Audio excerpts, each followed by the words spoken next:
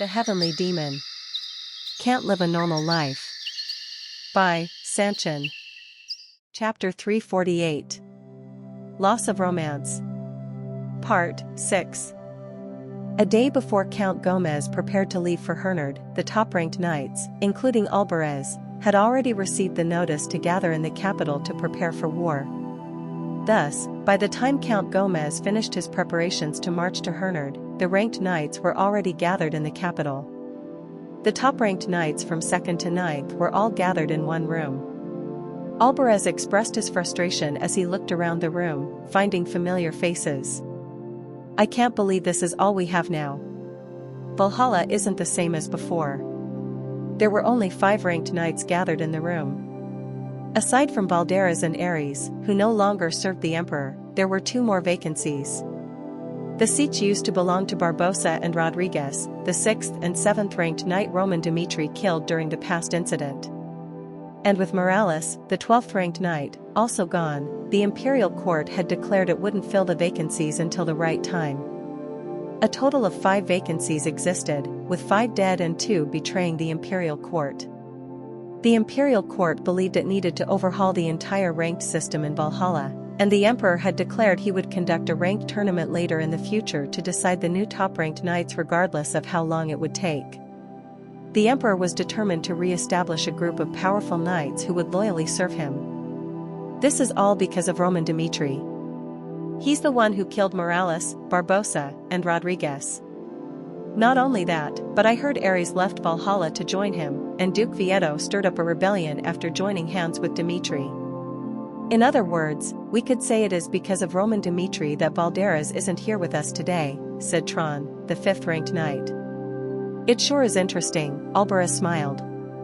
He couldn't understand how the once powerful warrior empire of Valhalla had come to this. While the people rebuked the empire for trying to kill Roman during the festival, the imperial court suffered a devastating loss, losing half of its top-ranked knights.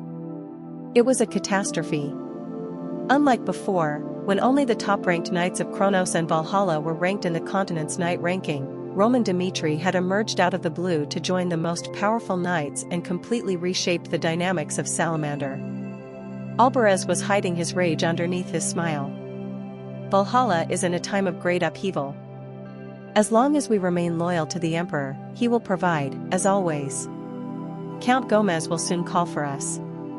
Return to your positions and prepare for war, Alvarez, the 2nd strongest sword, ordered. Yes, sir.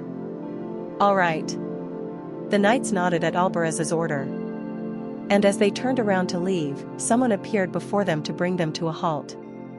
Long time no see, everyone. The silver-haired knight appeared before his former colleagues. Alvarez's face stiffened in anger once he noticed the man's face. It was Ares. Ares was a traitor to Valhalla. Born in the glorious empire and praised as one of its best prodigies, Ares now served House Dmitri. "How dare you set your filthy foot in the empire, you traitor," said Alvarez with a grimace.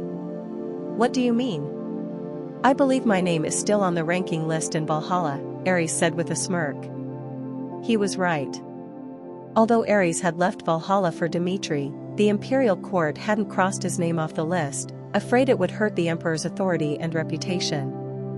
They had no choice after having Roman Dmitri wreak havoc on their land. What would the people think of the emperor if they learned that Ares left to join Dmitri? So, they kept him on the list, hoping the people wouldn't learn the truth. They chose to hide their failure until they could cover it up by establishing a new knight ranking in the empire. But the traitor who had caused the failure returned to Valhalla by boldly using the warp gate and stood before the proud knights of Valhalla. Ares slowly pulled out his sword and glared at Alvarez. "I, Ares, the 3rd ranked knight of Valhalla, challenge Alvarez, the 2nd ranked knight, to a ranked match." "You bastard." The knights' faces flushed red in anger at Ares's provocation. In particular, Schneider, the 9th ranked knight, roared in rage. "How dare a traitor like you challenge one of us to a ranked match? That's unacceptable." Schneider was the knight Ares had defeated when he first earned the title of one of the continent's 12 blades to make a name for himself. The humiliating loss from that day was still fresh in Schneider's mind. He could never forget the struggles he had to go through after losing against Ares and how the people ridiculed him as a loser. His loss against Ares was what dragged him down to the 9th rank. The ranked match is an inherent right entitled to the top-ranked knights of Valhalla. In other words, you don't have a say in this, Schneider, said Ares. Whip. Ares pointed his blade at Schneider and smiled. If you want, you can challenge me first. You can always drag me down from my rank by challenging me to a ranked match and stop me if that's what you want. What do you say, Schneider? Draw your sword if you're that confident like the day you lost to me, he said. The atmosphere instantly turned cold. The knight remained silent. No one was brave enough to challenge Ares because they knew he was formidable. Everyone believed Ares was far more potent than just a mere level 5 aura knight, and he had proved himself by achieving many things people thought impossible. Everyone in this room, except Alvarez, had lost to him at least once. Aware of his overwhelming talents, no one in the room had the guts to challenge the knight. But Alvarez was different. He drew his sword on behalf of the ranked knights of Valhalla and glared back at Ares. I accept your challenge, you arrogant bastard. The ranked knights left the room and headed to the Valhalla temple. There's one thing most people don't know about you, Ares. They all think the most talented prodigy of Valhalla has never lost once in a duel, but we both know that it's false, said Alvarez, smirking at Ares. Ares was ranked 3rd in the empire for a long time. Most people believed he intentionally kept the rank and never challenged Alvarez, but that wasn't the case. Ares had unofficially challenged the 2nd strongest knight 3 times and lost every single time. Ares's remarkable sword style stood no chance against Alvarez. He failed to overcome the aura gap between the two and was forced to remain 3rd ranked until now. History will repeat itself, Ares. Shing. Alvarez drew out his swords. He was the famous dual-wielder knight of Valhalla. The two knights faced each other, waiting for the signal. And when the priest gave the signal, Alvarez and Ares rushed forward without hesitation. Flutter. Krohar. Rumble. The two were extremely fast. They attacked each other relentlessly, refusing to back away. Clang. Clash. Clatter. Their blades clashed as the knights went after each other's heads. Even the top-ranked knights of Valhalla couldn't follow their movements with their bare eyes as they clashed dozens of times. And Alvarez was the first to take the upper hand in this duel after exchanging a few attacks with Ares. He drove his opponent into the corner with his dual-wielding sword style while Ares patiently waited for a chance to counter back, defending the deadly attacks. Shing. Ares's blade slashed the wind when he spotted a gap in Alvarez's stance. His blade swiftly sliced the air under his opponent's nose, but Alvarez easily dodged the attack by slightly tilting his head. Not a chance, he shouted. Wham! Rumble. Alvarez struck his blade down to kill Ares, who swiftly withdrew his sword to block the attack. But it was already too late. Alvarez ultimately cornered him with his attack, predicting his movements. Clang. Crash. Thud. Ares recalled his previous duels against Alvarez as he desperately blocked the strikes. Ares may have had the upper hand in swordsmanship alone, but Alvarez's destructive and explosive power came from his dual blades. Unlike average dual-wielding knights who would divide their explosive power onto their blades, Alvarez was skilled at equally manifesting his aura onto both blades without any restrictions. In other words, he was a natural enemy of Ares. The gap between a level 6 and 5 aura was absolute. But Ares had proved that his swordsmanship, combined with his exceptional talents, could reduce the gap. However, even a talented prodigy like Ares couldn't stand a chance against a level 6 aura knight who manifested his aura onto both blades. Ares lost all 3 times against the enemy, who relentlessly pressured him with his destructive aura without giving him even a second to catch his breath. Thud. Rumble. Alvarez's force pushed away Ares. And without wasting a second, Alvarez dashed forward to strike his opponent. Then, Ares scattered his aura across the air like shards glowing under the sunlight. The light radiating from them blinded Alvarez's vision. I can't believe you still depend on such childish moves, Alvarez said as he dashed forward. Aura Shard, it was a skill developed by Ares that allowed him to scatter his aura around him. And when Alvarez sent the illuminating shards flying away with his aura gust, Ares suddenly appeared right before the knight's face. It was a surprise attack, but Alvarez managed to respond. After calmly blocking Ares' attack, he drove forward to take the offensive instead of backing away. The two exchanged dozens of attacks, facing each other in a tight space close enough to hear each other's breath. Amidst the tense clashes, Ares attacked his enemy with a meticulous and flawless sword technique, but Alvarez refused to give up the momentum. He again had the upper hand as he pressured Ares with his dual blade technique. Clang! He struck one of his blades down against his opponent. Crash! Then, he swung another sideways to catch Ares off guard. After pushing Ares back once again, he dashed forward, aiming for Ares' neck with the sword he just used to strike down. Swish! Crowhair! Ares escaped his death with a hair's breadth. A tense atmosphere continued to loom over the temple ground. Ares had proved he had become stronger than before, withstanding Alvarez's attacks this far.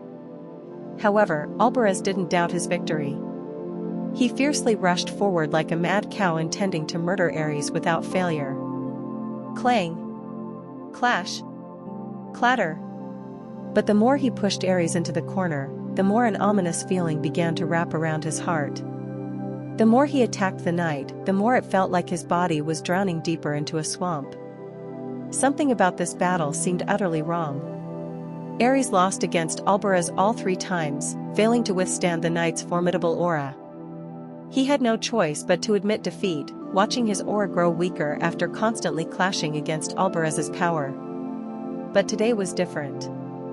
Ares' level 5 aura showed no signs of weakening despite clashing several times. Clang! Alvarez's arms were forced back for the first time. Ares took the chance and attacked his opponent as he smirked. You haven't changed even a bit, have you? Ares provoked. Contrary to Alvarez, who hadn't improved even the slightest, Ares was a completely different knight than in the past. He had pledged his allegiance to Roman to become stronger and find a way to overcome the aura gap. Unlike how he constantly failed to find an answer to surpass level 6 aura in Valhalla, he quickly found a solution in Dimitri. Surprisingly, he was able to find an answer to his question from Chris and Kevin. He heard that the 2 knights defeated opponents of higher aura levels. They were like living proof to Ares that an aura level wasn't absolute. So, he left Valhalla to join Dimitri without hesitation. The knight raised his sword to block Alvarez's attacks just like he did in the past. And the moment his blade clashed against Alvarez's, he realized he was no longer the same knight he used to be.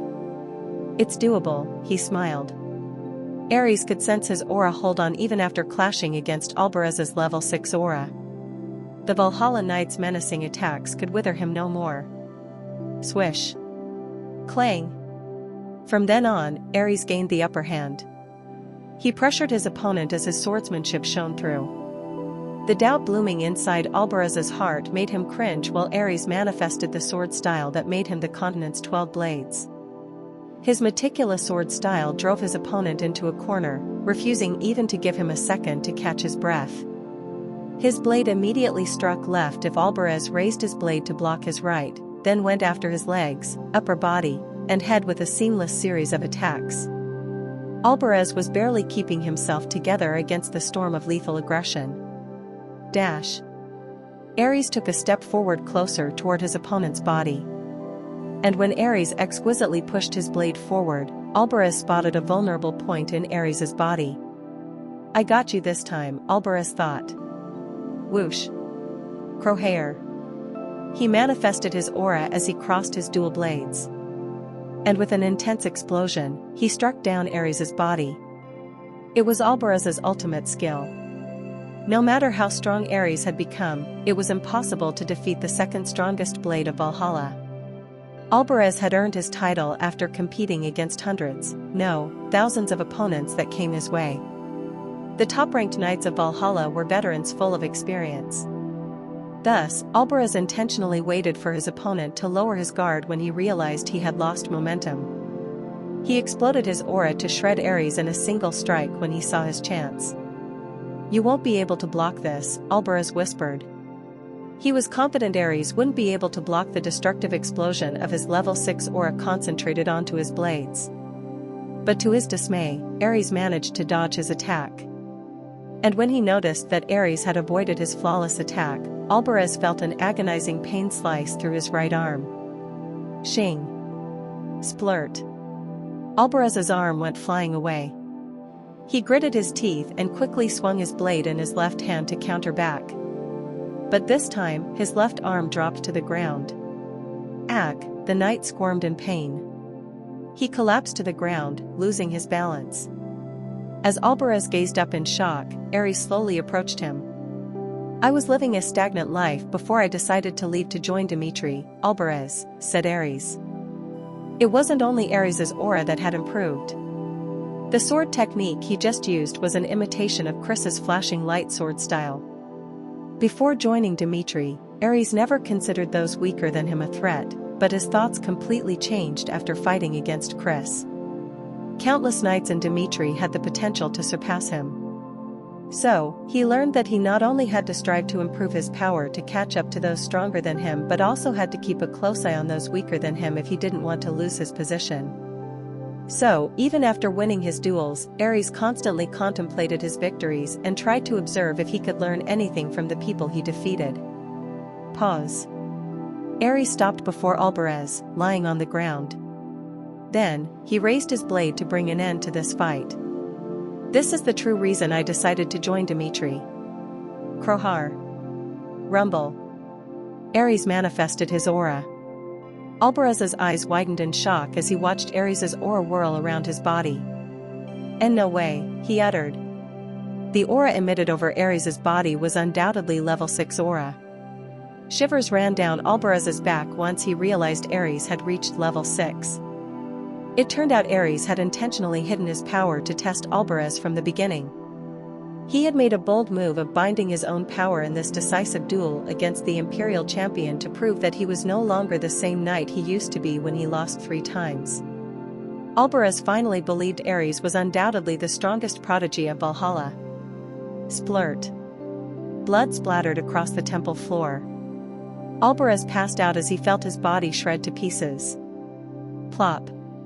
Schneider watched the end of the ranked match with awe-stricken eyes. And behind him stood Count Gomez, startled by the unexpected outcome. Chapter 349. Loss of Romance. Part 7. Schneider was at a loss for words, utterly stunned by the duel's outcome.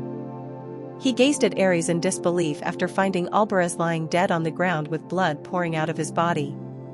This is impossible," he muttered. Ares was praised as a prodigy in the Empire since he was young. His dramatic growth and exceptional talents prevented anyone from catching up to his strength. And when he learned to manifest his level 5 aura, he easily defeated Schneider. He proved not only Valhalla but the entire continent of Salamander that he had the potential to become the greatest of all. Schneider remembered the proud face Ares held after defeating him. He could never forget the despair he had to go through, realizing that not even himself, a member of the continent's 12 blades, could surpass the prodigy. Perhaps it was because Ares had already undergone dramatic growth in the past. People, including Schneider, believed it would be impossible for him to enhance his strength any further. But to their surprise, Ares had improved once again, reaching level 6 aura. Schneider was overwhelmed by the shock, witnessing Ares manifest his level 6 aura. "What happened to you and Dmitri for you to become even stronger than in the past?" the knight screeched in disbelief. He couldn't accept the reality before his eyes.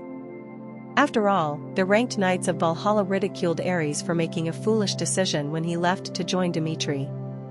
But to their dismay, the knight reappeared before them even more potent with his level 6 aura. And how he pressured and cornered Albaraz proved that his swordsmanship had also improved.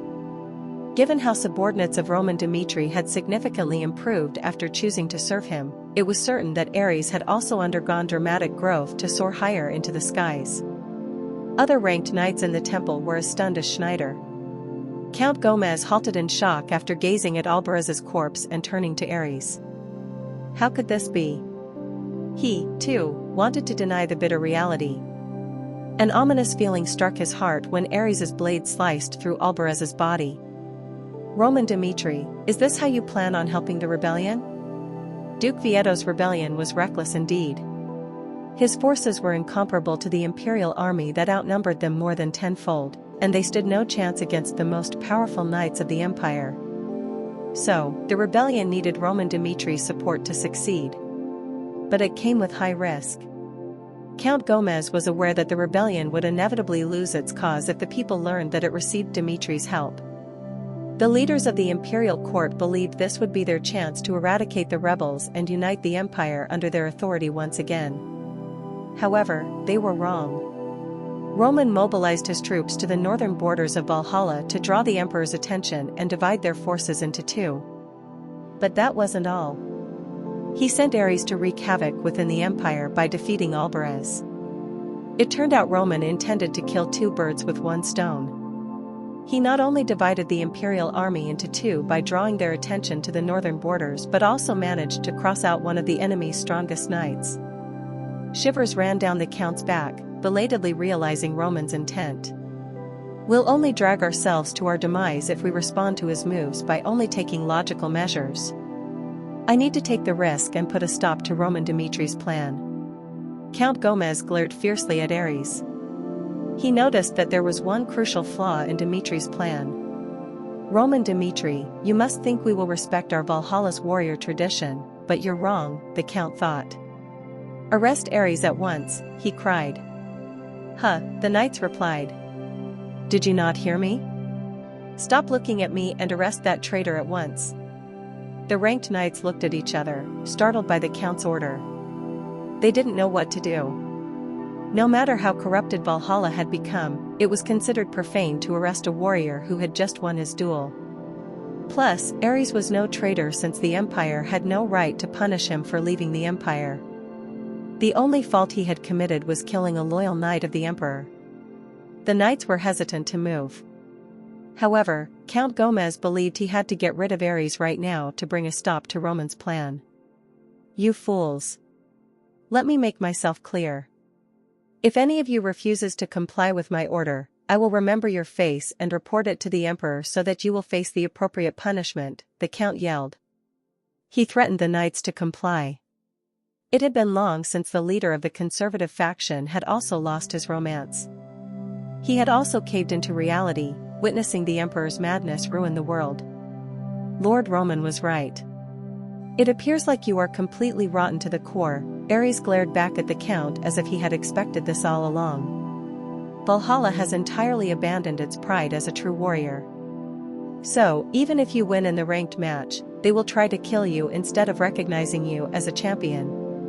I know for certain. Your objective is to show the world how corrupted the Imperial has become and how wicked its leaders are, Roman told Ares before he left for Valhalla. There was a time when Valhalla was praised as an empire flourishing with romance, where warriors fought against each other, risking their lives for their pride. The Valhalla Empire had undoubtedly made an unprecedented legacy back in its glorious days. The warriors of the empire relentlessly trained with passion to become stronger and resolved their discord through duels instead of belittling and rebuking each other. Though Valhalla still depended on duels, its warriors had lost their pride to admit defeat, unlike in the past. Back in its glorious days, even the mightiest warriors didn't hesitate to admit their defeat in the past. It was considered an honor to bow and surrender to the champions. In the past, the warriors submitted themselves to the laws of nature and believed the mightiest of all deserved everything in the empire. The people of Valhalla truly honored the empire's romance. Ares was the same. As a native of Valhalla, in one part of his mind, he hoped Roman was wrong. I genuinely hoped Valhalla would admit its defeat, Count Gomez. I hoped I wouldn't see how corrupted and rotten this empire has become. I wanted to respect and protect Valhalla's pride as a warrior born in these lands, and with Valhallan blood still running through my veins, Ares frowned in disappointment. He raised his hand and gave a signal. Suddenly, people appeared out of nowhere and surrounded the temple. The spies of Haman had gathered a crowd and spread the word about the ranked match taking place in the Valhalla temple. However, by the time the people arrived to witness the duel of the century, the only thing they could see was Albaraz's corpse lying on the ground. Indistinct chatter resounded across the temple grounds as the people watched in disbelief at the unexpected outcome. They couldn't hide their shock at learning about Ares' victory after arriving without knowing the duel had even started. "I can't believe it. Ares won. Then does this mean Ares is now the second strongest knight of the empire? I never thought he would be the second-ranked knight this soon." Count Gomez's face stiffened, finding the crowd surrounding him. He immediately realized Ares' intent. "You sly bastard." With the people watching, he couldn't arrest Ares, the champion of this duel. He would only anger the crowd if he arrested the knight right now. With the public sentiment already leaning toward the rebels' favor, Ares had deliberately brought the people to drive the count deep into a corner. Count Gomez had to make a decision, facing a dilemma. He would have gladly risked his life if only his life were on the line, but that wasn't the case. He knew the cost of his order, which he couldn't be sure would succeed, would risk the imperial court and the outcome of the civil war. He couldn't risk giving up the public support to the rebels. The ranked knights about to arrest Ares also stood hesitant, surrounded by the crowd. It sure was an irony. Ares looked around the people and raised his voice to the citizens of the empire that had lost its romance. "There was a time when Valhalla cherished the romance we once had. I intend to restore what has been lost," he declared. Ares gladly accepted Roman's order, knowing he would have to risk his life. He was prepared to sacrifice his life for the sake of Dmitri and the Valhalla he once loved. Ares stared at the people around him, then turned to the ranked knights and Count Gomez. "I, as the second-ranked knight of Valhalla, challenge Caesar, the strongest blade, to a ranked match," he boldly stated. The people were utterly stunned. The Emperor of Valhalla was known for being notoriously fickle. At times, he would be very active in governing the empire, but most of the time, he would act as if he had nothing to do with the throne, uninterested in politics. He was in his latter state when he heard what Ares had done. "Do whatever you want with it," the emperor said languidly. Ares' challenge came as a great shock because if he managed to defeat Caesar, the imperial court would inevitably face a crisis. However, the emperor seemed uninterested as he waved his hands lazily at Count Gomez and Marquis Belfer. The count and the marquis met after leaving the emperor's presence, believing Valhalla's two major political powers had to join hands to resolve this urgent matter. "Count Gomez, who do you think would win between Caesar and Ares?" the marquis asked. "Ahem." The count cleared his throat, hesitant to answer. Caesar was undoubtedly the strongest sword of Valhalla.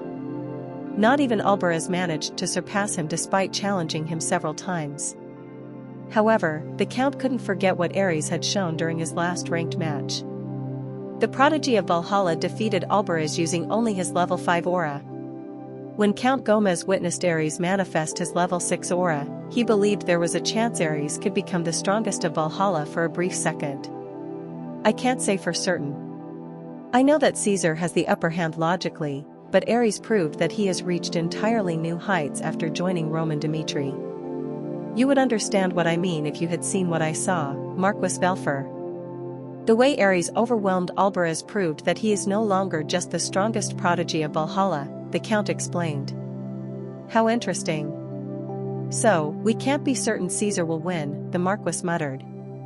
Caesar was considered the only knight who could threaten Castro's title as the strongest blade of the continent.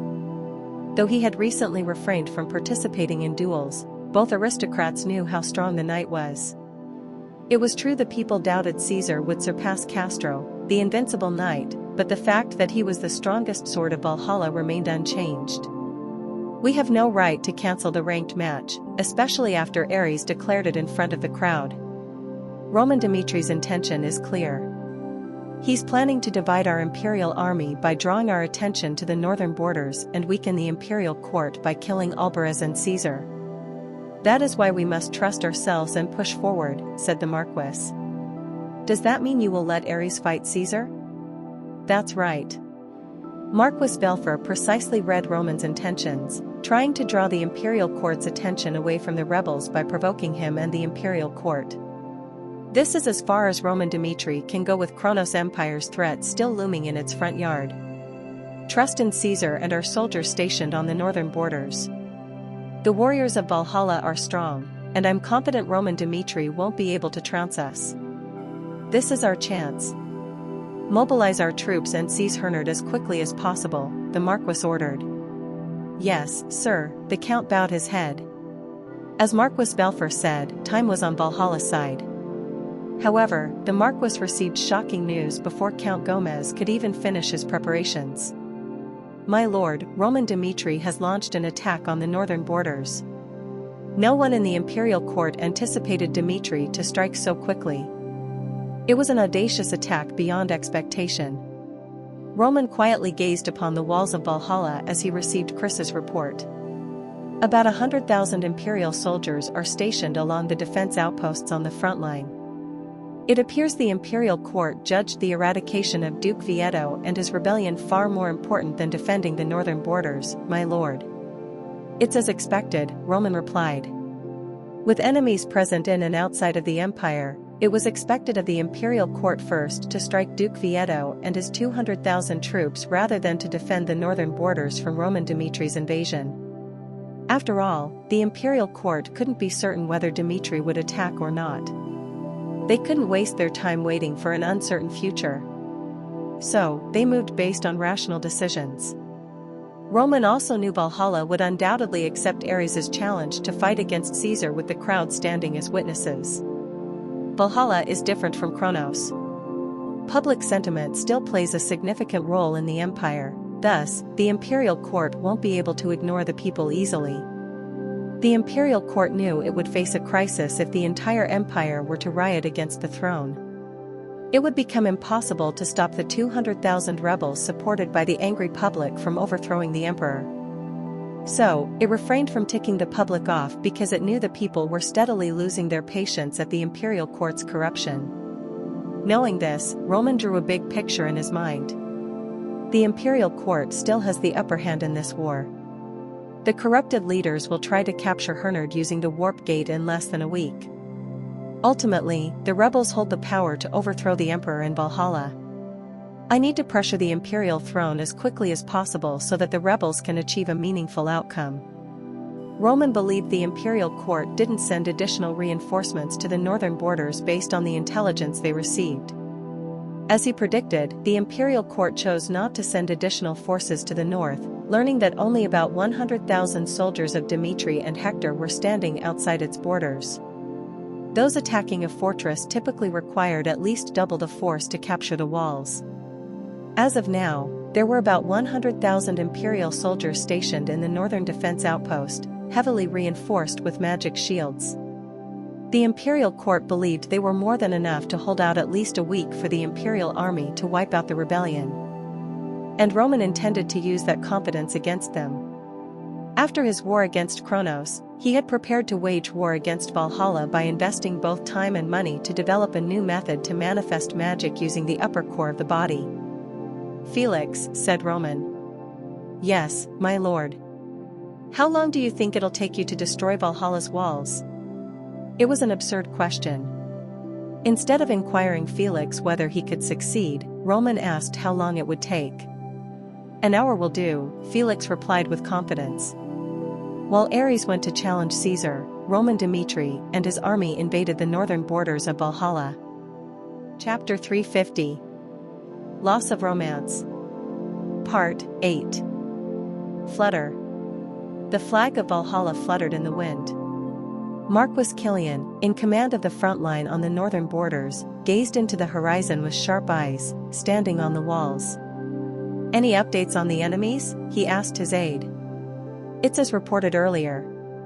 The combined forces of Dmitry and Hector estimate up to about 100,000 troops, and Roman Dmitry is commanding them. We have to watch out for Felix, the master mage of Phoenix Magic Tower. The mage who made noteworthy contributions during Dmitry's war against Kronos has joined the combined forces. Felix was a threat to Valhalla and its fortress since the mages of Phoenix specialized in destroying defensive walls with their deadly fire magics. The Marquess knew he had to stop the mages in order to defend the walls successfully. However, he wasn't particularly concerned since the Empire had already made the necessary preparations to neutralize Felix's destructive attacks. A man in a robe approached the Marquess, walking past the aide. "Henner, how do you intend to block Felix and his mages?" the Marquess asked. "We've finished our preparations. You don't have to worry a bit, my lord. We, the mages of Mountain Magic Tower, checked all the magic defense shields installed along the walls thoroughly, and we should be able to hold out their attacks even if the enemies mobilize the flare and magic attacks," Henner replied. Mountain was one of the magic towers nestled in Valhalla. Based on the earth element, its magic was renowned for defending walls and fortresses. The imperial court had ordered its mages to move to the northern borders to protect the walls in case Dmitri were to strike. With Henner and hundreds of mages of Mountain stationed in the front line, the imperial court and Marquess Killian were confident they could defend the walls even if Dmitri were to attack with magic. Marquess Belfer had requested Marquess Killian to hold for just 10 days. He promised to send more reinforcements after eradicating the rebels in a week. 10 days were more than enough for the commander of the front lines. Marquess Killian wouldn't have been appointed as the commander if he didn't have the leadership skills and experience to hold the imperial borders for only 10 days. Roman Dmitri never fails to surprise his enemies by going beyond expectations. He may have mobilized his troops simply to distract our attention from the rebels, but we must not lower our guards.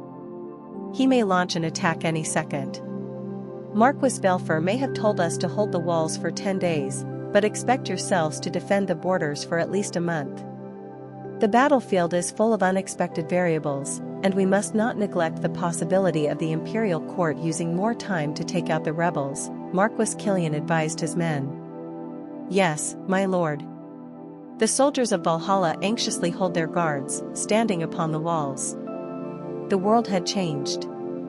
The imperial army wouldn't have feared the combined forces of Dmitri and Hector a few years back, but now they grew nervous, thinking they would have to face Roman Dmitri on the battlefield.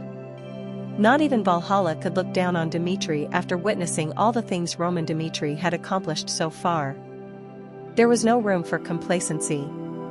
As the imperial soldiers guarded the walls, they spotted a group of soldiers steadily approaching them from the horizon.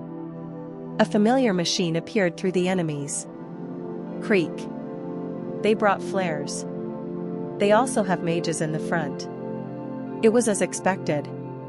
Roman intended to mobilize flares and his mages to destroy the walls of Valhalla. He planned to strike the walls with long-range attacks first, then crush the enemies with his troops by storming the defense outposts. Marquess Killian gave his signal to Henner, who told his mages to hold their positions. 100 mages of Mountain lined up along the walls and prepared to counter back. Swoosh. Swish, swish. Crowhair. Rumble. The flares were ignited as they launched their fireballs into the air. The mages of Mountain hurriedly manifested their magic to defend the walls from the war machine's fire. Stone shield. Stone shield. Crowar. A massive stone shield suddenly appeared to block the fireballs from reaching the walls. Then, the defense shield would prevent the impact from harming the soldiers standing on the walls. It was a textbook response against the flares. However, a strange phenomenon suddenly occurred before the soldiers of Valhalla. The stone shields began to twist grotesquely and suddenly vanished into thin air. "Are they using Dispel?" Henner said in disbelief, gazing beyond the fortress walls. The mages of Dmitri were undoubtedly casting Dispel to neutralize the stone shields. It was a sign of clear provocation. Dispel was a simple yet complex magic spell that could neutralize an opponent's magic attack, but its effects differed depending on how strong one's magic abilities were. If one's magic ability were more potent than the opponent's, they would be able to neutralize the spell without much calculation easily, but the stronger the opponent, the more complex the spell became. There was nothing special about how Dmitri attacked the fortress walls, but Henner knew what Roman's plan implied using Dispel to capture the walls in a siege. How dare he try to take the upper hand against the mages of Mountain with Dispel, the mage growled. The mages of Mountain Magic Tower stood firm upon the walls. The fact that the enemies neutralized their defense magics with Dispel implied they intended to compete with the mages of Mountain with sheer magic abilities.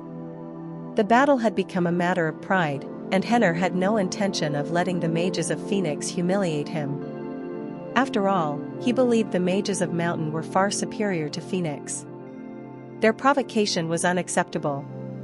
Plus, the mages of Mountain outnumbered the mages of Phoenix by 2 to 1, with 100 mages positioned on the fortress walls. Blast. Roar. The flames of the flares struck the walls.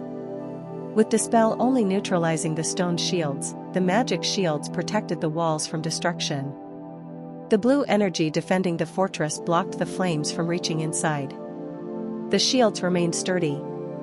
Valhalla had invested enough money and energy in the shields to withstand the flames of the flare for more than a few days. But Henner refused to sit in his hands and depend on the shields.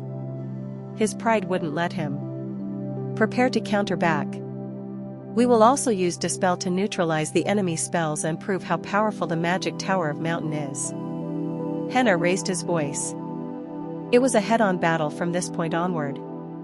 The mages from both sides continued to use Dispel to neutralize each other's attacks, resulting in a zero-sum game. Since Dispel wasn't an offensive magic type, the mages couldn't inflict significant damage on either side. But they continued casting the spell to prove which magic tower was more robust than the other. Henner accepted Phoenix's challenge and competed by using Dispel instead of using destructive attack or defense magic to demolish the enemies. Swoosh. Swish, swish. The flares relaunched their fireballs. The mages of Mountain manifested their defense magics and simultaneously manifested their mana to counter the enemy's Dispel. Stone shield. Stone shield. Whoosh. The stone shields appeared once again. As expected, the mages of Phoenix cast Dispel to neutralize the defense magic. The mages of Mountain calmly responded by countering the spell. Sensing the enemy slowly disrupting the mana manifesting the stone shields, the mages countered the Dispel by casting their own. None of the mages of Mountain doubted their victory, believing they had the upper hand, both quantitatively and qualitatively. However, things didn't turn out as they anticipated. They are too fast. We can't counter the enemy's Dispel. Shah. The stone shields disappeared, disrupted by Phoenix's Dispel. The mages of Mountain were at a loss for words. A battle between Dispels was decided based on how fast a mage could calculate the amount of energy required and how competent his magic abilities were. The mages of Phoenix totally outclassed the mages of Mountain in speed. The mages of Mountain would have easily overwhelmed Phoenix if they had chosen to stick to their plan and crushed the opponent with their magic attacks. But to their dismay, Henner's pride led them to their defeat. The mages couldn't believe their eyes. Despite outnumbering Phoenix by 2 to 1, they failed to disrupt the despair cast by their enemies. Blast. Rumble. Meanwhile, the flares continued to blast the magic shield cast over the walls. Henner. What are you doing? Marquis Killian yelled, losing his patience. I am sorry, my lord, the mage gritted his teeth. He couldn't understand how only 50 mages could outdo 100 mages gathered together on the walls. His hasty decision to counter the Dispel cast by Dimitri ended up ruining everything for Valhalla. Once neutralizing the stone shields, the mages of Phoenix also focused their mana to disrupt the magic shield defending the walls. Flame cannon, said Felix. Boom. Crowhair. Felix's fire magic struck the fortress walls and instantly shattered the shield protecting them. The mages of Mountain were caught in the flames as they screamed in terror. Amidst the chaos, Henner saw a man with red hair standing next to Felix. It was Edwin Hector. During the past few months, Edwin devoted his life to discovering new ways to manifest his magic through the upper core. He continuously interacted with Phoenix to research new realms to develop the upper core and trained with the mages. Never in his life had he lit this passionately before. He enjoyed every second of his days, staying up all night, researching to become a stronger mage. One day, Felix came to see Edwin. Your Majesty, in my humble opinion, you lack only one thing as a mage. And that is time. You've managed to come this far despite your young age. And I firmly believe you will become one of Salamander's most remarkable grand mages in not even 10 years, perhaps 5. He spoke his honest opinion based on his experience. Felix witnessed the potential Edwin Hector had while spending his days with him. At the same, the master mage believed learning to use the upper core would inevitably help the prince solve his only weakness. Whoosh. Dispel. Edwin cast the spell, standing on the battlefield. The prince had participated in the combined military exercises with Dmitri and joined this war not as a commander but as a mage. While Felix continued to strike the fortress walls of Valhalla with his destructive magic, Edwin actively cast Dispel to neutralize the enemy mages from defending them. Edwin felt his upper core open up and his mind expand instantly. In the blink of an eye, he began to consume the mana of the mages standing on the walls. The enemies are trying to counter our attacks by using Dispel. This is our chance. Disrupt their mana and focus on neutralizing the mage's magic, Edwin Hector gave the order. Dispel. Dispel. The mages of Phoenix joined the Prince of Hector and manifested their mana to neutralize the spells cast by the mages of Mountain. Roman had invested in the development of magic on a large scale because he believed magic would play a significant role in the upcoming battles. Until now, Dmitri had mainly fought on plain fields or engaged in guerrilla warfare to fight against the enemies. However, he predicted powerful states like Valhalla would inevitably try to hide behind the walls to protect themselves as Dmitri's reputation improved. He required a powerful and effective weapon to destroy their walls, which was none other than magic. After relentless research and discussion, Dmitri managed to develop a deadly weapon to crush the walls. Manifesting magic through the upper core dramatically enhanced the mage's abilities. The mana erupted from their circles, directly infused with their upper cores, allowing their highly functioning brain to tackle the problems at hand swiftly. As a result, the mages of Mountain stood no chance against the mages of Phoenix despite outnumbering them. The effects of the upper core allowed the mages to surpass human limits, catching Henner off guard. And indeed, Edwin Hector's presence stood out the most. He felt his brain circulate with his mana. He instantly disrupted the magic shields protecting the walls and neutralized at least 4 mages' spells at once. The mages of Mountain desperately tried to hold their ground, but it was no use against Edwin's overwhelming force. He broke through their spells and shattered the magic shield. Hector Kingdom was never a good place to train to become a mage. Even in such a barren land, the prince's talents eventually blossomed. His talents, which even the master mage of Chonggong Magic Tower admired, were truly remarkable. When the prince cast Dispel to disrupt the enemy's magic, the mages of Phoenix, including Felix, manifested their fire magic attacks to strike the walls. Flame cannon. Fire cannon. Fire cannon. Whoosh. Crowhair. Rumble. Boom. While Edwin Hector mainly focused on neutralizing the magic spells defending the walls, Felix stormed the walls with his flames. The mages of Mountain stood petrified by the sustained attacks. It was only a matter of time before a cloud of black smoke slowly filled the sky. Damn it! Mend the magic shield circle at once. Hurry! Henner shouted. Henner had his back to the wall. He was confident he could defend the walls at first, but his confidence didn't even last an hour. The walls were now on the verge of collapsing. He hurriedly called the mages of Mountain to mend the magic shield circle and to empower the wall's defense, but it was no use against Edwin Hector, who continued to consume their mana. Boom. Rumble. And at last, the walls of Valhalla were demolished in less than an hour, as Felix had promised Roman. All troops march forward. Charge. The soldiers of the combined forces fearlessly marched forward. The time had come for Roman to finally step in.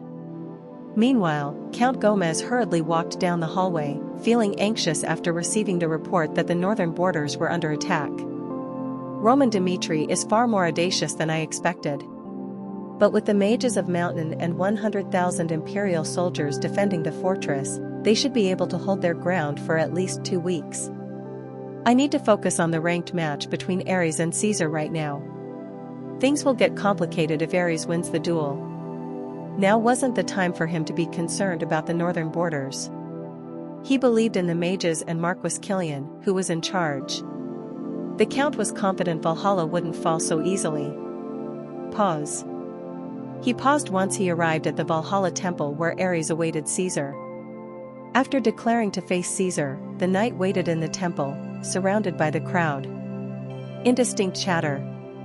I wonder who will win. Isn't it obvious? Caesar will win. Who knows? Ares might have a chance since he managed to crush Alvarez. More people were gathered in the temple.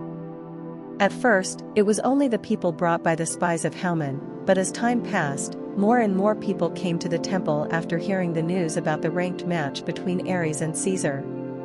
A flood of people waited for Caesar to appear. Count Gomez had to squirm and push his body through the crowd to find his seat within the temple ground. Caesar must win this duel no matter what, the Count thought. Caesar's defeat wouldn't necessarily mean the defeat of the imperial court. However, the emperor would inevitably face some problems if his strongest knight were to lose. The reason was simple. If Ares, who failed to surpass Alvarez while living in Valhalla, were to defeat Caesar in less than a year after joining Dmitri, Roman Dmitri would receive all the glory and praise.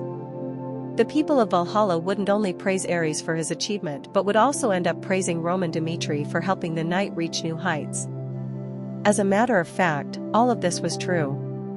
Roman Dmitri recently led a new swordsmanship revolution, allowing him to surpass Alexander, the creator of the aura. Count Gomez had to stop Roman from gaining a higher reputation than the Emperor of Valhalla. It's Sir Caesar. Make way. At last. The crowd split apart, making a path for the man to walk through. The man praised as Valhalla's strongest knight and blade appeared before the crowd to accept Ares' challenge. Chapter 351. Loss of Romance.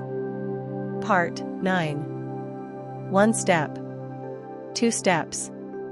A man slowly walking toward the Valhalla temple caught everyone's attention. His appearance was tidier than expected.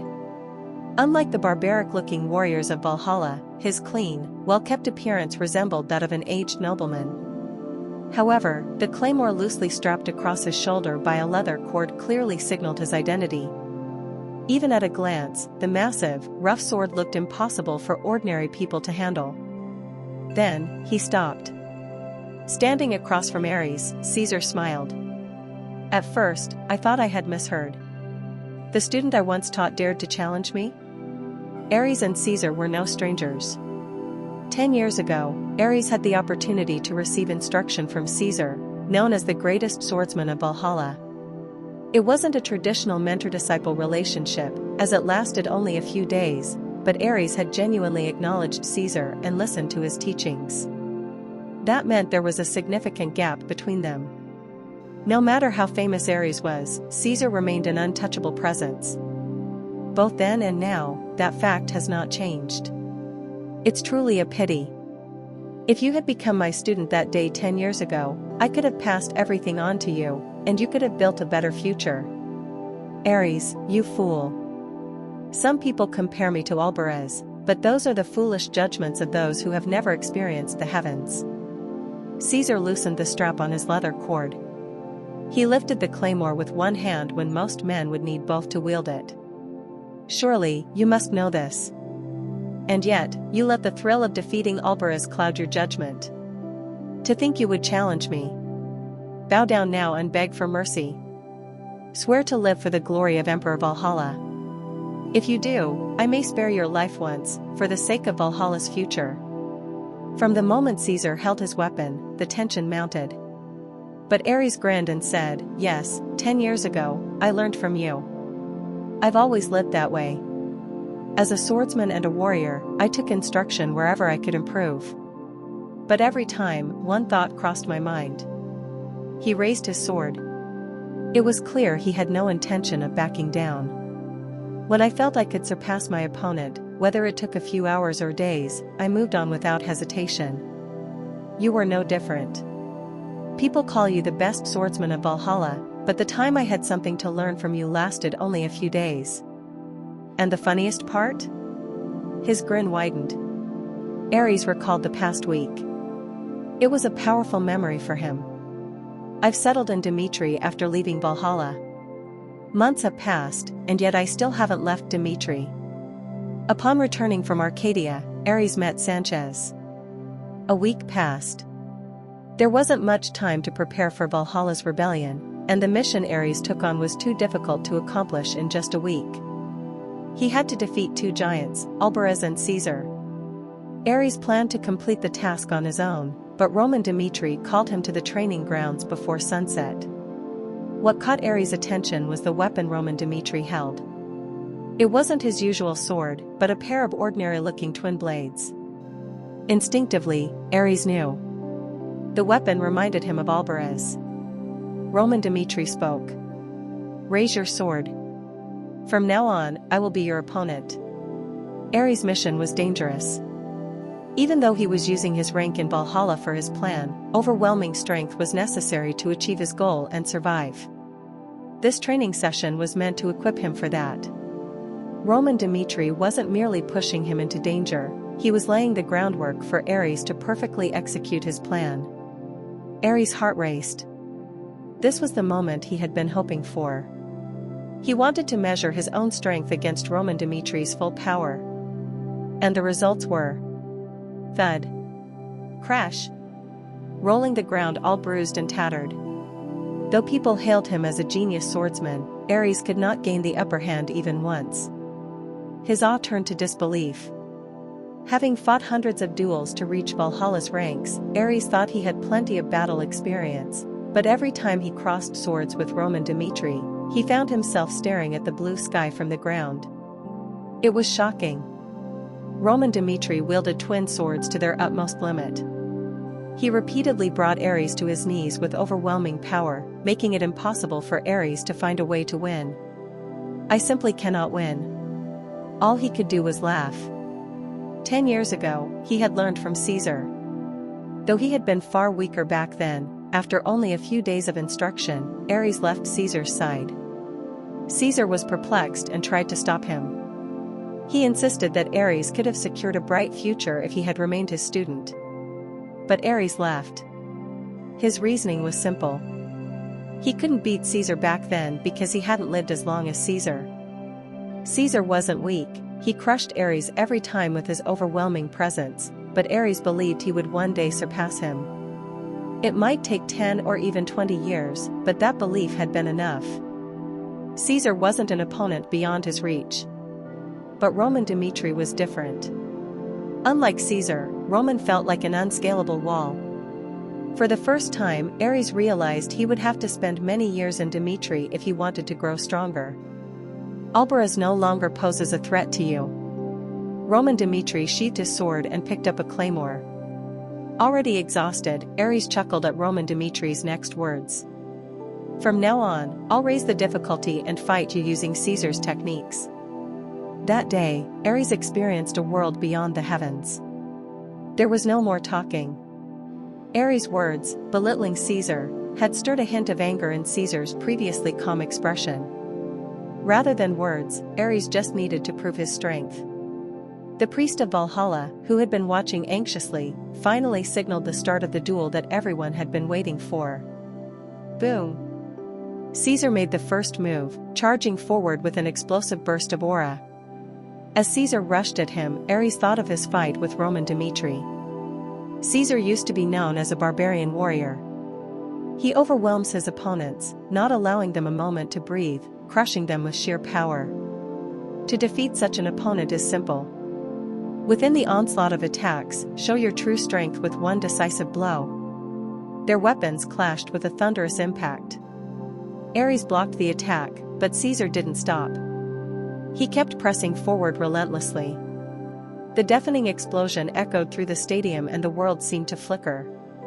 The aura surged from all directions, turning Ares inside out. Unlike with Albaraz, Caesar immediately unleashed his 6-star aura from the start. Ares had also reached the 6-star level many years earlier, but he found himself struggling to respond to Caesar's overwhelming force. Despite this, Ares felt no sense of panic. Oddly enough, the duel with Roman Dmitri, where they used the same weapons, had given Ares a sense of relative confidence. Caesar swung wildly at Ares, but Ares dodged Caesar's strike with ease. It's slow. To be more precise, it was slower than Roman Dmitri's movements. Caesar's downward slash also lacked the same lethal force as Roman's. Thanks to that, even amid the intense exchange, Ares felt composed. He calmly blocked each attack, watching carefully for openings in Caesar's offense. His hair fluttered as Caesar's sword narrowly missed. In response, Caesar's face twisted into an expression of rage, like that of a demon. You dare? The sudden shift in Ares' demeanor, as if he no longer considered Caesar a threat, deeply wounded Caesar's pride. He charged again, determined not to leave any room between them, his swordsmanship proving why he was once called the barbarian warrior. The warriors watching the battle felt their skin crawl. Among the spectators were some of Valhalla's ranking fighters, but they knew they wouldn't last 10 moves against Caesar. The relentless attacks pushed Ares back. The shock shook his insides. Even after parrying Caesar's blow, he spat out blood. Tui. He's strong. Like the unreachable sky. Though he had been absent from public affairs for some time, Caesar was proving his dominance through sheer force, reminding everyone why he had held his position for so long. His sword soared into the sky and descended with terrifying power. Ares barely managed to block the blow, and despite his life being on the line, he wore a faint smile. My choice was right. The speed. The power. None of it felt threatening. Roman Dmitri had trained him in the most brutal conditions, and because of that, Ares could face Caesar without losing his composure. No matter how strong Caesar was, his attacks were nothing compared to Roman Dmitri's. In fact, there was no comparison, the two were worlds apart. Above the sky that Caesar stood was the heaven, Roman Dmitri. Had Ares not experienced that otherworldly battle, no amount of effort would have allowed him to face Caesar today. You arrogant bastard. The wind howled as Caesar, his rage peaking, drew upon his mana. He prepared to strike Ares with a lethal blow, his killing intent palpable. Until now, all challengers had fallen before they could reach this point. That was why Caesar had never faced anyone in such a situation before. Ares, who had managed to withstand his onslaught, filled Caesar with fury. The room. A chilling scene unfolded. A dark red energy surged around Caesar's sword, spiraling like a lightning bolt, as it tainted the surroundings. Die. Caesar unleashed his fatal strike with all his might. As the destructive aura engulfed the battlefield, Ares' mind flashed back to the time he had spent with Roman Dmitri. He recalled the breathing technique of the courageous spirit and the divine demon sword technique. While it was impossible to fully imitate such absolute techniques, those memories presented him with an ideal to strive for. Then in a flash, he thrust his sword. 10%? 5%? No, he hadn't even reached a fraction of the true divine demon sword technique. Even so, Ares, admiring Roman Dmitri, tried to follow in his footsteps however he could. Roman was a true genius. A man who had created something out of nothing. A man who had defied Alexander's system and built his own world. Having experienced Roman Dmitri's perfect answer, Ares had made remarkable progress in a short period of time. Caesar's eyes widened.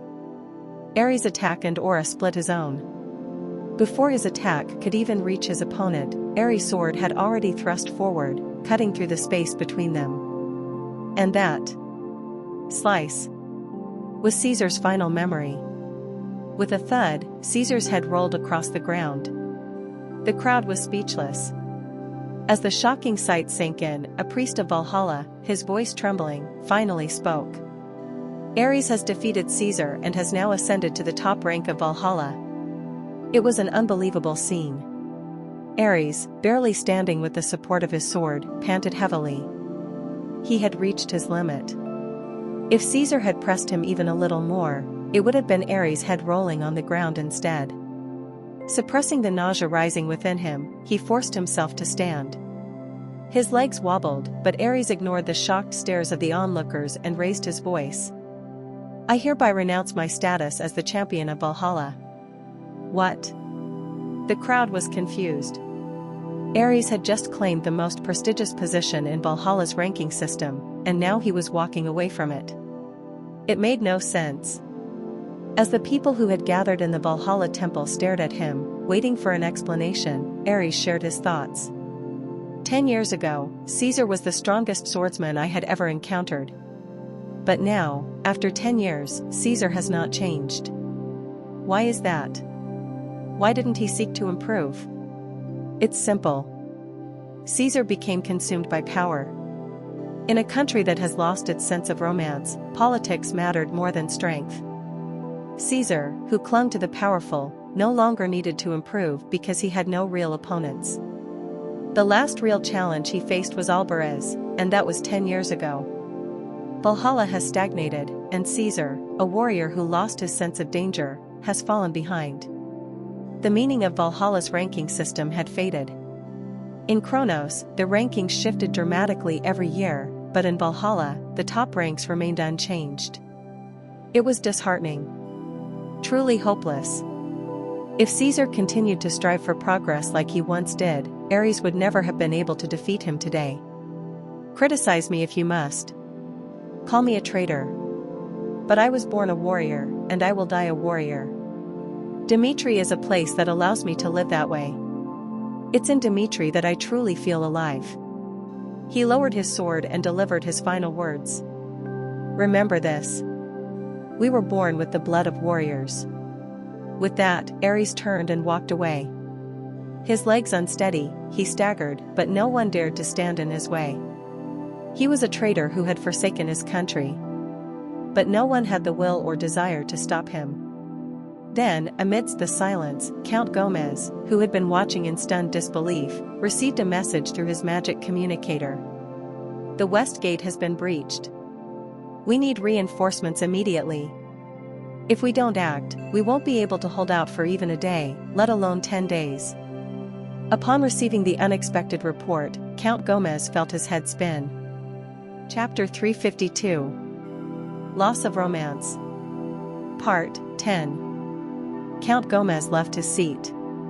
The shock of Caesar's defeat still hadn't worn off. It was as if the world had come to a stop as Caesar's head flew off. He couldn't even breathe properly. Ares defeated Caesar? It was unbelievable. It's not that he didn't acknowledge Ares' skills. However, Caesar had been an overwhelmingly dominant figure in Valhalla for the past several years. In this land, called the Nation of Warriors, he was the strongest, and no one disputed that fact. By contrast, Ares was still young. Even though people called him the most talented genius in Valhalla's history, the fact that he had risen to third in the Valhalla rankings at his age was already beyond common sense. The sword of Valhalla had been broken. Count Gomez looked at the expressions of the people around him. Their eyes, swirling with all sorts of emotions, seemed confused by Ares's last statement. If things continue like this, we'll be in real danger. With both Caesar and Alvarez gone, a breach in the northern front could turn the anger of Valhalla's people toward His Majesty. The rebels we once dismissed as insignificant ants might then strike at the heart of our forces. We must stay calm, the war hasn't even truly begun yet. The Valhalla royal family hadn't even shown their true strength. As the capital floundered, the battles erupting on all sides further complicated his thoughts. Right. First, El should check on the northern front. He connected the communication and asked the soldier on the northern front about the situation. The Dimitri army's magical forces are too powerful. Even though the mages of Mountain put up a desperate defense, the Dispel attacks neutralized the magical defenses in an instant, and the gates were breached. Commander, there's no way to stop Roman Dimitri. The things he showed during the war with the Kronos Empire were no exaggeration. A wave of dizziness hit Count Gomez. Roman Dimitri. The fact that he had entered the castle meant an ominous future. The north wouldn't hold for long. The reason Count Gomez had believed they could hold out for 2 weeks was because he trusted the sturdy castle walls, Not because he thought 100,000 troops could stop Roman Dmitry. The 300,000 Kronos soldiers who faced Roman Dmitry on the plains were slaughtered. Even Sefer, the 8th Circle mage, couldn't handle Roman Dmitry. Stopping him with just the northern forces was impossible. In the end, the north was destined to fall. Before the emperor's army could even leave the capital, Roman Dmitry had thrown the war into chaos with his decisive actions. If things continued this way, they would need to secure a significant advantage, even if it meant sacrificing the entire northern region. Fight to the death. Use any means necessary to kill as many of the enemy as possible. It doesn't matter if you don't manage to kill Roman Dmitry. Show them the meaning of invading Valhalla's territory. And if any cowardly survivors return, Valhalla will not forgive them, and their families will also be held responsible. Understood. A voice filled with despair came through the communicator. Count Gomez's orders were cruel. But for the Empire, it was the best course of action. Empire and kingdom. The difference between the two wasn't just about military strength.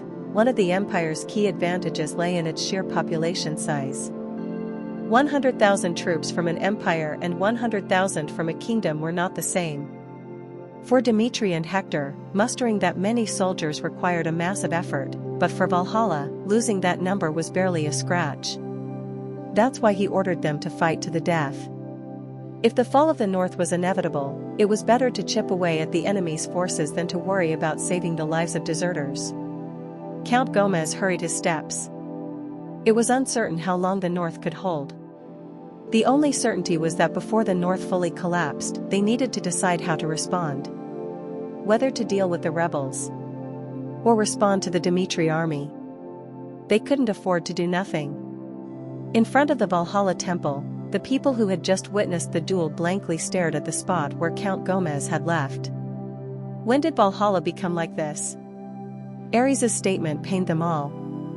The Valhalla they had once been proud of wasn't a country deserving of such harsh criticism. One man lifted his head. His face, twisted in complex emotions, displayed not just sorrow but fury. When the hell did it all go wrong? This isn't the Valhalla I know. We used to have pride as the land of warriors, and the ranking system was adopted because of Valhalla. But now, Caesar, who represented Valhalla, is considered a symbol of decline. Huh. Does that even make sense? Does it? His words weren't directed at anyone in particular. It was more of an empty cry. As he vented his anger, another man raised his voice. Everyone, do you remember what we said when Ares was born? We said that since Caesar couldn't defeat Kronos, we should place our hopes on Ares, the greatest talent in Valhalla's history. And Ares truly became Valhalla's pride. Though he didn't show great loyalty to the royal family, each time he rose in the ranks, we secretly cheered, hidden from the royal family's eyes. And now, Ares has abandoned Valhalla.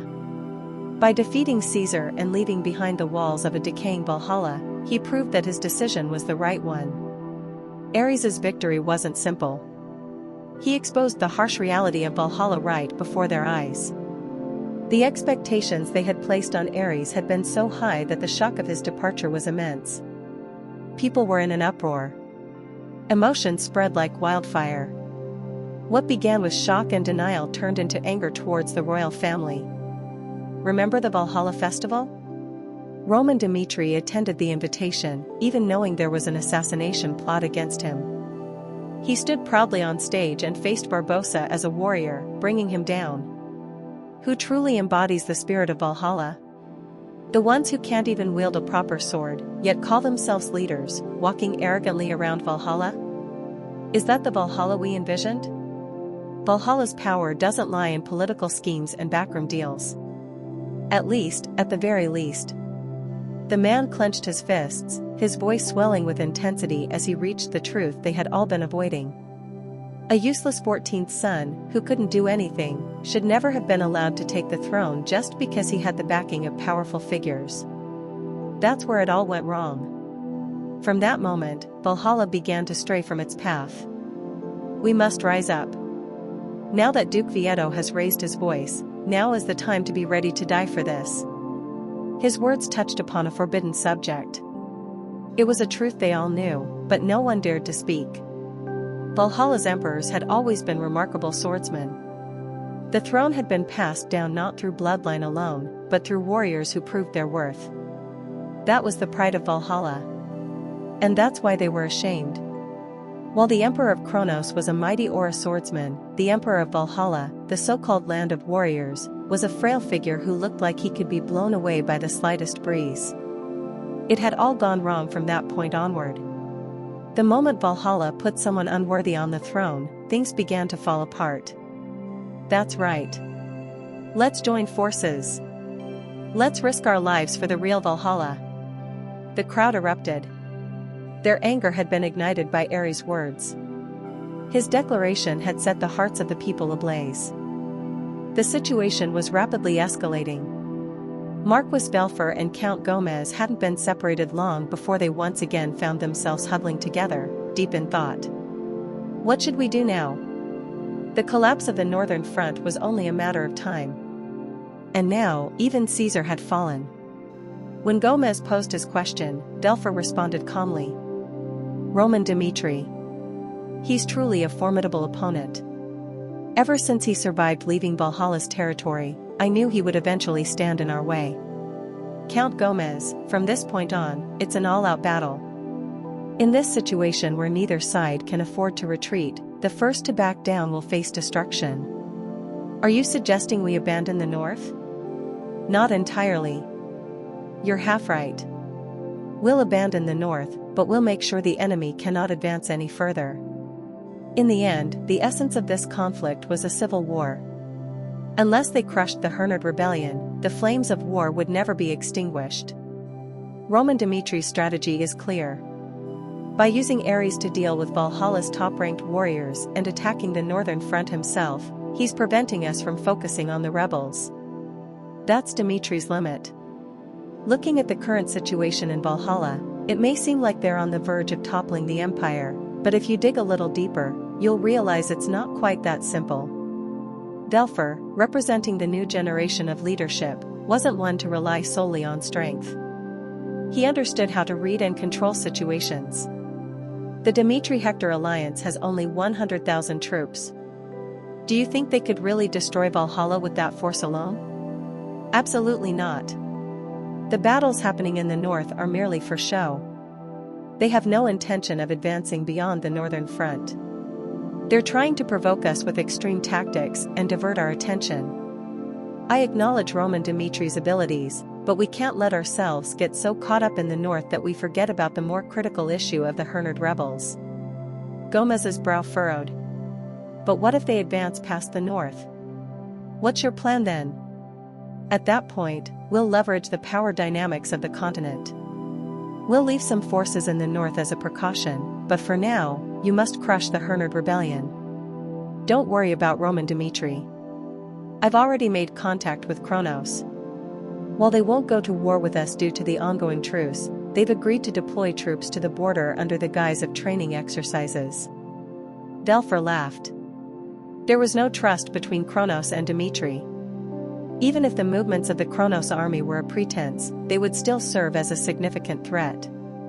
In such a situation, could Dmitri afford to advance? It was impossible. The northern front, that was Dimitri's limit. As the situation became increasingly complex, Belfer managed to find the optimal path for Valhalla. With the emperor being so indecisive, Belfer had become the de facto leader, taking the reins whenever the emperor faltered. This is truly a flawless plan, Gomez said, admiringly. Once bitter political rivals, Gomez now acknowledged Belfer's brilliance. Had their conversation ended there, they could have parted with smiles on their faces. But then... creak. The door opened, and a messenger stepped in with a grim expression, holding a magical communication device in hand. There's a message from the northern front. I believe you should take it. The good mood was shattered like cold water thrown over a fire. When Belfer took the communication device, a familiar voice came through the other end. I'm sorry. Roman Dmitri is a monster, ugh. Crack. A chilling scream echoed, followed by the sickening sound of a neck being snapped. Then, a new voice replaced the first. Marquis Belfer, I must say, I'm disappointed. I sent you Count Bragan's head as a gift, and yet this is the best welcome you can offer? Belfer's eyes narrowed in rage. You really want to take this all the way? His hands shook with anger. The man who had just died was Marquis Killian. Count Gomez had given the order for a fight to the death, but neither of them had expected the northern front to fall so quickly into Roman Dimitri's hands. It was happening faster than anticipated, but Belfer tried not to show his distress. I don't intend to drag this out forever. Even now, if you bring the Emperor of Valhalla to me, on his knees, I will accept Valhalla's sincerity and end this war. It was clear mockery. Belfer seethed with fury. Shut your filthy mouth.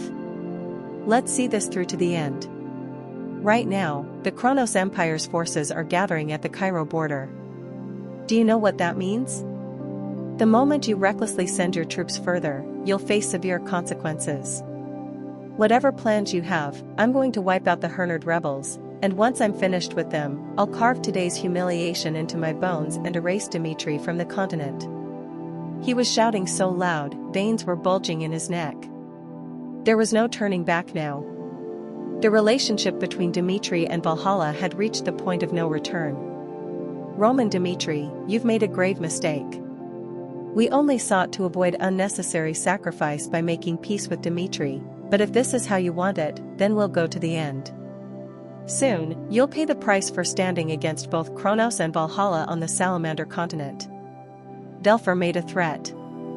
A dangerous game of chicken. He pushed forward, daring his opponent to flinch, to retreat first.